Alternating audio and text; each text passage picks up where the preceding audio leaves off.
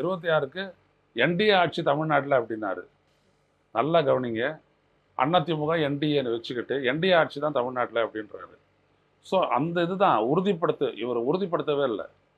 இந்த கூட்டணியை பற்றி அமித்ஷாவை சந்திச்சுட்டு பேசிட்டு வந்ததுக்கு பிற்பாடு எடப்பாடி பழனிசாமி உறுதிப்படுத்தலை. காரணம் என்னன்னா, எதிர்ப்பாளர்கள் பாதி, ஆதரவாளர்கள் மீதி அப்படின்ற நிலையில் அவர் வந்துட்டு எதுக்கு சங்கடம், பின்னாடி பார்த்துக்கலான்ட்டு.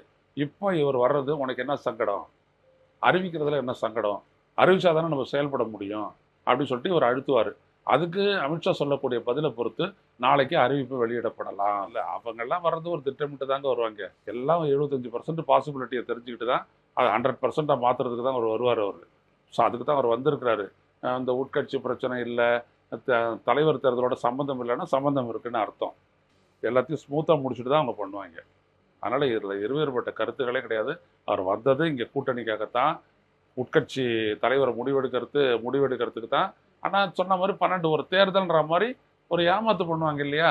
தேர்தல்ன்ற மாதிரி ஒன்று நாமினேஷன் ஒன்று தாக்கல் பண்ணி எல்லாரும் சேர்ந்தாங்க, கடைசியில் பார்த்தா எல்லாரும் வித்ட்ரா பண்ணிட்டாங்க, அப்புறம் இவர் மட்டுமே இது பண்ணாருன்னு சொல்லிட்டு ஒருவருடைய பெயரை அவங்க அறிவிப்பாங்க. அவ்வளோ.